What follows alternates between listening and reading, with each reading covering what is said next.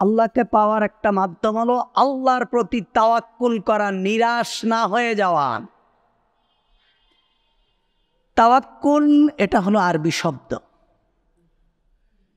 এর মূল হলো ওয়াকিল, উকিল। এই যে আমরা বলি না উকিল উকিল, এই উকিল আরবি শব্দ ওয়াকিল, ওয়াও কাফ লাম। এই তাওয়াক্কুল শব্দের মূল অর্থ হলো ওয়াকিল। ওয়াকিল অর্থ হলো কার্য পরিচালনাকারী, দায়িত্বপ্রাপ্ত প্রতিনিধি। বুঝবেন উকিল কাকে বলেন? কার্য পরিচালনাকারী, এর অর্থ হলো কার্য পরিচালনাকারী, দায়িত্বপ্রাপ্ত ব্যক্তি। বাংলায়ও উকিলের একই অর্থ, অর্থাৎ আমার কেস আমি চালাতে পাচ্ছি না, আমার পক্ষ হয়ে আরেকজন উকিল নিযুক্ত করা, সে কোর্টে আমাকে নির্দোষ প্রমাণ করবে। এজন্য কি করা হয়? উকিল নিযুক্ত করা হয়, ওয়াকিল। তাওয়াক্কুল থেকে ওয়াকিল, কারো উপরে ভরসা করা, এটা দুই ধরনের। এই তাওয়াক্কুল করা, উকিল গ্রহণ করা, এটা হলো দুই ধরনের। একটা হলো দুনিয়াবি ক্ষেত্র, আরেকটা হলো পরকালীন। দুনিয়ার ক্ষেত্রে, এই জাগতিক ক্ষেত্রে অনেকেই উকিল। পিতা সন্তান পিতামাতার উপর, পিতামাতাকে উকিল হিসাবে ধরে। তারপরে হলো পুলিশও উকিল, কোনো একটা ব্যাপারে পুলিশকে দায়িত্ব দেওয়া হয়। তারপরে হলো শাসক, তাকে উকিল হিসাবে মানা হয়। বিচারক, ইভেন একটা লাঠির উপরেও আপনি ভর করে রাস্তা চলতে পারেন, এই লাঠিটাও কি উকিল। অর্থাৎ এর উপরে বিশ্বাস করা, এর উপরে ভর করা, এর সাহায্যে নিজেকে পথ চলতে সাহায্য করা, এটা হলো দুনিয়াবি ক্ষেত্র। এটা ধার্মিক অধার্মিক সবাই দুনিয়ার এই ব্যবস্থাপনার ভিতরে একজন আরেকজনকে উকিল হিসাবে নিযুক্ত করে। এটা শিরিক না, এটা কি নয়? শিরিক নয়। কিন্তু পরকালীন জীবনে দুই নম্বর হলো পরকালীন জীবনে, যেটা আল্লাহ ছাড়া আর কেউ দিতে পারে না। উলুহিয়াতের ক্ষেত্রে আর রুবুবিয়াতের ক্ষেত্রে পৃথিবীর আর কাউকে উকিল হিসাবে গ্রহণ করা যাবে না। একমাত্র আল্লাহ ছাড়া আর কাউকে উকিল হিসাবে গ্রহণ করা যাবে না। যে আমাকে তুমি কিয়ামতের দিন পার করে দেবা, এজন্য আমি তোমার খেদমত, তারপরে তোমাকে যা দেওয়ার দিচ্ছি, যেটা আমাদের সমাজে প্রচলিত আছে, যে কি আপনি যদি দেশের কোনো নেতার কাছে যেতে চান, প্রধানমন্ত্রীর কাছে যেতে চান, আপনি যদি বাদশার কাছে যেতে চান, তাহলে আপনি কারো মাধ্যম ছাড়া আপনি যেতে পারবেন না। আপনি যদি এক শহর থেকে অন্য শহরে যেতে চান, তাহলেও আপনি একটা গাড়ির মাধ্যম আপনাকে গ্রহণ করতে হবে, একটা যানবাহনের মাধ্যম গ্রহণ করতে হবে। তাহলে আপনি একজন বান্দা হয়ে আল্লাহর সাথে দেখা করবেন কোনো মাধ্যম ছাড়া, এটা কিভাবে সম্ভব? এটাকে মাধ্যম ধরা লাগবে। মাধ্যমটা কি? আবতাগু ইলাইহিল ওয়াসিলা, মানে ওসিলা তালাশ করো। ওসিলা কি? তার মানে আল্লাহর ওলিদের কাছে আসো, আল্লাহর ওলিদের সংস্পর্শ যাও, বাস আল্লাহর ওলি তোমাদেরকে আল্লাহর কাছে পৌঁছায় দেবে। এটা হলো মাধ্যম। আছে না এরম কথা সমাজে প্রচলিত? আমাদেরকে এরম নসিহত অনেকেই করছে। এই আমাকে অন্য কেউ আল্লাহর কাছে পৌঁছায় দেবে, এটা মানাই শিরক, এটাই শিরক। আমি ডাক্তারের কাছে যাব, ওষুধ খাবো, ওষুধ খেলে আমি ভালো হব, এটা শিরক না। এটা সুন্নাহ। এটা কি? সুন্নাহ। আমি হজ করতে যাব, হজ করতে যাওয়ার জন্য গাড়ির মাধ্যম গ্রহণ করব, এটা শিরক না। বরং কোনো ফরজ আদায় করতে গিয়ে যার সহযোগিতা নিয়ে ফরজ আদায় করা যায় সেটার সহযোগিতা নেওয়াও ফরজ।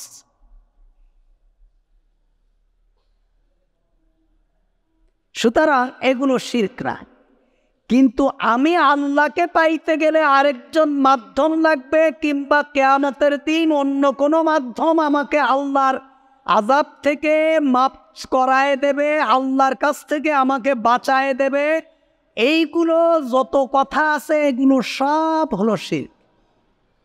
পৃথিবীর কেউ আমাকে আল্লাহর আযাব থেকে বাঁচাতে পারবে না। এটা হলো আকীদা।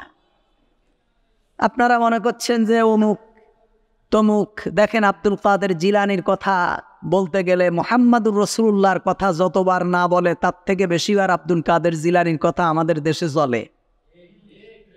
তার মানে কি আব্দুল কাদের জিলানি যে জান্নাতি, আপনারা এটা কি জানেন? পৃথিবীর কেউ বলতে পারবে যে আব্দুল কাদের জিলানি জান্নাতি? ইমাম আবু হানিফা জান্নাতি কেউ বলতে পারবে? ইমাম বুখারী জান্নাতি কেউ বলতে পারবে? কেউ জান্নাতি এটা কেউ বলতে পারবে? একমাত্র 10 জন ব্যক্তি যাদের জান্নাতের সুসংবাদ আল্লাহ দিয়েছে। তো যে ব্যক্তি জান্নাতি কিনা এটার কোনো নিশ্চয়তা নেই। আপনি পঙ্গপালের মতো তার নাম জপছেন, তার পিছে ছুটছেন, আমরা বলতে পারি উনি একজন বড় আলেম। ইমাম আবু হানিফা রাহিমাহুল্লাহ দ্বীনের বিরাট খেদমত করে গিয়েছেন। আল্লাহ সুবহানাহু ওয়া তাআলা তাকে জান্নাতুল ফিরদাউস নসিব করুক। আমরা আশা করি এই ব্যক্তি জান্নাতি, কিন্তু সুনিশ্চিত এই ব্যক্তি অবশ্যই জান্নাতি একথা বলার কোনো সুযোগ আমার নেই, কারণ আমি তো জানি না কে জান্নাতি কিংবা কে জাহান্নামী, আমি তো জানি না। আল্লাহ রাসূল সাল্লাল্লাহু আলাইহি ওয়াসাল্লামের কোরআনের আয়াত অবতীর্ণ হলো যে আমি মুহাম্মদ সাল্লাল্লাহু আলাইহি ওয়াসাল্লাম বলতে পারবো না কিয়ামতের দিন আল্লাহ আমার সাথে কি আচরণ করবেন, আর আমি এও বলতে পারবো না তোমাদের সঙ্গে আল্লাহ কি আচরণ করবেন। হযরত আলী, ফাতেমা, হাসান, হুসাইন এদেরকে ডেকে বসায় বলছেন যে আল্লাহ তাআলা এইমাত্র কোরআনের আয়াত অবতীর্ণ করেছেন যে আমি কিয়ামতের দিন আমার সাথে আল্লাহ কি আচরণ করবে আমি জানি না। যদি জানতেন তাহলে তো মুহাম্মদ সাল্লাল্লাহু আলাইহি ওয়াসাল্লাম গায়েবই জানতেন। তার মানে মুহাম্মদ সাল্লাল্লাহু আলাইহি ওয়াসাল্লাম গায়েব জানেন না, এর জন্য উনি বলেছেন আমি জানি না। কিন্তু একথা যদি আপনি কোনো মাজারপন্থীদের সামনে বলেন, ওরে বাবা মুহাম্মদ সাল্লাল্লাহু আলাইহি ওয়াসাল্লামের সাথে গোস্তাকি করেছে, মুহাম্মদ জানে না, এই কথা যে বলেছে সে তো কাফের। আস্তাগফিরুল্লাহ। তার মানে আমাদের নিয়ম হলো আমরা যদি কাউকে ভালোবাসি একেবারেই তাকে আসমানে উঠায় দেই, আর যদি তার মত এবং পথের সাথে আমার না মিল খায় তারে নামাইতে নামাইতে একদম জাহান্নামের চৌরাস্তায় নামায় দেয়। এটা হলো আমাদের স্বভাব। মুহাম্মদুর রাসূলুল্লাহ সাল্লাল্লাহু আলাইহি ওয়াসাল্লাম বলছেন আমি জানি না কিয়ামতের দিন আল্লাহ আমার সাথে কি আচরণ করবেন, আর আমি এও জানি না কিয়ামতের দিন তোমাদের সাথে আল্লাহ কি আচরণ করবেন। তবে ইত্তাকু আনফুসাকুম, নিজেরা নিজেরা বাঁচো, নিজেরা নিজেদেরকে বাঁচাও। কিয়ামতের দিন আল্লাহর মোকাবেলায় আমি তোমাদের জন্য কিছুই করতে পারবো না। কিয়ামতের দিন নবী মুহাম্মদুর রাসূলুল্লাহ সাল্লাল্লাহু আলাইহি ওয়াসাল্লামের কন্যা হিসাবে তোমার বিচার হবে না, কিয়ামতের দিন তোমার আমল হিসাবেই তোমার বিচার হবে। সুবহানাল্লাহ। কার সম্পর্কে? ফাতেমা রাদিয়াল্লাহু তাআলা আনহা সম্পর্কে আল্লাহর রাসূল বলছেন কিয়ামতের দিন নবীর কন্যা হিসাবে তোমার কোনো ফয়সালা হবে না, কোন নবীর আত্মীয় হিসাবে কারো বিচার হবে না। এটা দুনিয়ার কোনো আদালত না। আমাল্লাহু বিযাল্লামিল লিল আবিদ, আল্লাহ তার কোনো বান্দার উপরে জুলুম করবেন না। কোন নবীর আত্মীয় হিসাবে কারো বিচার হবে না। যেটা নবীর ছেলে ছিল, এটা নবীর মেয়ে ছিল, এটা নবীর স্ত্রী ছিল, এটা নবীর স্বামী ছিল, এটা নবীর বাবা ছিল, এটা নবীর ভাই ছিল, এই হিসাবে কোনো বিচার কিয়ামতের দিন করা হবে না। আপনি তো ভাই একটা মাদ্রাসায় ভর্তি করায় দিয়ে চিন্তা করতেছেন আমার ভাই কোরআনের হাফেজ, হুজুররা বলছে একজন হাফেজ 10 জন জান্নাতে নিয়ে যাবে, আমার আর নামাজ পড়ার দরকার কি? আমি তো ছেলে মাদ্রাসায় পড়ায় দিছি, বাপ দুনিয়ার আকাম করে বেড়ায়, ছেলে একটা মাদ্রাসায় দিয়ে মোছে তেল মারে আর বলে আমি তো শুনছি যে ছেলে মাদ্রাসায় পড়লে বেহেশত যাব, 10 জন হাফেজ নিয়ে যাবে, আমি যা পারি তাই করি, আমার ছেলে তো অবশ্যই বেহেশত যাবে আর আমি তো যাবই সাথে। মুহাম্মদুর রাসূলুল্লাহ সাল্লাল্লাহু আলাইহি ওয়াসাল্লামের আপন চাচা, বুখারীর বর্ণনা, তাকে আগুনের জুতা পরায় দেওয়া হবে। যে আবু তালেবের জন্য মুহাম্মদ সাল্লাল্লাহু আলাইহি ওয়াসাল্লামকে কেউ একটা টোকাও দিতে পারেনি কোনোদিন, যতদিন বেঁচে ছিলেন একটা টোকা দিতে পারেননি।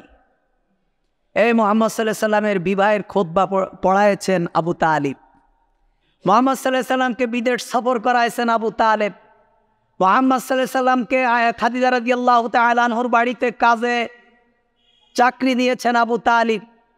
খাদিজা রাদিয়াল্লাহু তাআলা আনহার সাথে বাইয়ে মুদারেবা, যে ব্যবসা করেছেন, বাইয়ে মুশারেকা, এটা খাদিজা রাদিয়াল্লাহু তাআলা আনহার সাথে করেছেন। এই চুক্তি করে দিয়েছেন আবু তালেব। সিরিয়ায় নিয়ে গিয়েছেন আবু তালিব, কাফিরদের সমস্ত আক্রমণের মোকাবেলা করেছেন একমাত্র আবু তালিব। যেই বছর আবু তালিব মারা গিয়েছেন, ওই বছরই খাদিজা রাদিয়াল্লাহু তাআলা আনহাও মারা গিয়েছেন। এই বছরটা ছিল নবী মুহাম্মদ সাল্লাল্লাহু আলাইহি ওয়াসাল্লামের জীবনের সবথেকে কষ্টের বছর, যে জীবনের সবথেকে প্রিয় দুইজন ব্যক্তি যারা মুহাম্মদ সাল্লাল্লাহু আলাইহি ওয়াসাল্লামকে আগলে রাখতেন, তারা দুইজনই পৃথিবীর থেকে চলে গিয়েছেন। কিন্তু কোনো ফয়সালা হবে না, মুহাম্মদ সাল্লাল্লাহু আলাইহি ওয়াসাল্লামের চাচা হিসাবে কোনো ফয়সালা হবে না। নূহ আলাইহিস সালাতু ওয়াস সালামের স্ত্রী জাহান্নামী, সন্তান জাহান্নামী, নবীর কন্যা স্ত্রী হিসাবে ফয়সালা হবে না। ইব্রাহিম আলাইহিস সালাতু ওয়াস সালামের পিতা জাহান্নামী, পিতা হিসাবে ফয়সালা হবে না। আর আপনি নামাজ রোজা সব ছেড়ে দিয়েছেন, চুল দাড়ি পর্যন্ত কাটা বন্ধ করে দিয়েছেন, সন্ন্যাসী হয়ে গিয়েছেন। কেন? আপনি আপনার হুজুরের দরবারে দৌড়াচ্ছেন। আপনি কত বড় নির্ভয় যে রবের পূজা বাদ দিয়ে একজন মানুষের পূজা শুরু করে দিয়েছেন আপনি জান্নাতে যাওয়ার জন্য। আপনার হুজুর যা বলে সেটা ঠিক, আর অন্য দুনিয়ার যত লোক যা বলে সেটা ভুল। এটা কোরআন হাদিসে থাকলেও ভুল। আপনার হুজুর যেটা বলে এটাই সঠিক। কারণ কি? আপনি অন্ধভক্ত হয়ে গিয়েছেন, আপনি পূজা শুরু করে দিয়েছেন। এজন্য তাওয়াক্কুল একমাত্র আল্লাহ সুবহানাহু ওয়া তাআলা ছাড়া আর কারো উপরে ভরসা করা যাবে না। আমার দুনিয়া এবং আখিরাতের একমাত্র কাণ্ডারি হলেন আল্লাহ সুবহানাহু ওয়া তাআলা। আল্লাহই আমাকে উদ্ধার করতে পারবেন, এই তাওয়াক্কুল করে। আমরা যে পড়ি আমানতু বিল্লাহি ওয়া মালাইকাতিহি ওয়া কুতুবিহি ওয়া রুসুলিহি ওয়াল ইয়াউমিল আখির ওয়াল কদরি খাইরিহি ওয়া শাররিহি মিনাল্লাহি তাআলা। আমার তকদিরের ভালো এবং মন্দ কার থেকে? আল্লাহ সুবহানাহু ওয়া তাআলা। আমার তকদিরে যা হচ্ছে আল্লাহ তা লিখে রেখেছেন আমার সৃষ্টির বহু আগে। আল্লাহ বলছেন তোমার দুঃখ পাওয়ার কোনো কারণ নেই, কারণ আমি লিখে রেখেছি। আবার তোমার অধিক সম্পদ, তোমার আধিপত্য, তোমার ক্ষমতা হওয়ার কারণে তোমার উচ্ছ্বসিত হওয়ারও কোনো কারণ নেই, কারণ এটাও আমি আল্লাহ লিখে রেখেছি। তাকদীর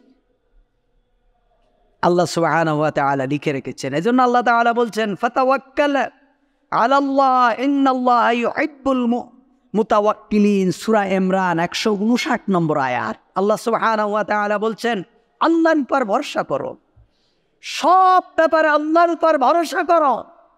ইন্নাল্লাহা ইউহিব্বুল মুতাওয়াক্কিলিন। আল্লাহর উপর যারা ভরসা করে আল্লাহ তাদেরকে ভালোবাসেন। আপনি আল্লাহর উপর ভরসা না করে কিছু করতে পারবেন? আপনি কিচ্ছু করতে পারবেন না। আপনি যদি চান যে তকদিরকে পরিবর্তন করে ফেলবেন আল্লাহর উপরে ভরসা না করে, কিছু করতে পারবেন? কিচ্ছুই পারবেন না, বরং আপনি ঈমান হারা হয়ে যাবেন। এজন্য আমাদের জীবনের প্রতিটা সিদ্ধান্ত এর উপর সন্তুষ্ট থাকা, এটা হলো মুমিনের লক্ষ্য। জীবনের প্রতিটা সিদ্ধান্তের উপর সন্তুষ্ট থাকা। আমি যদি অসুস্থ হয়ে যাই এর উপর সন্তুষ্ট থাকা, আমার অসুস্থতার উপর আমি অসন্তুষ্ট হয়ে আমি কিছুই করতে পারবো না যদি আল্লাহ তাআলা আমাকে শেফা না দেন। কিন্তু আমি অসন্তুষ্ট হলে আমার ইমানের ক্ষতি হবে, খতরা হবে। আল্লাহর উপর তাওয়াক্কুল হারিয়ে ফেলেছি। আর যদি ইমান অসুস্থ হওয়ার পর যদি আমরা সন্তুষ্ট থাকি যে আমার এই সুস্থতা এবং অসুস্থতা আল্লাহর পক্ষ থেকে, মুহাম্মদুর রাসূলুল্লাহ বলেছেন যে ব্যক্তি অসুস্থ হবে আল্লাহ তার গুনাহকে মাফ করে দেন। তাই সন্তুষ্ট থাকলে ইন্নাল্লাহা ইউহিব্বুল মুতাওয়াক্কিলিন, আল্লাহ তাআলার উপর যারা ভরসা করে আল্লাহ তাআলা তাদেরকে ভালোবাসে।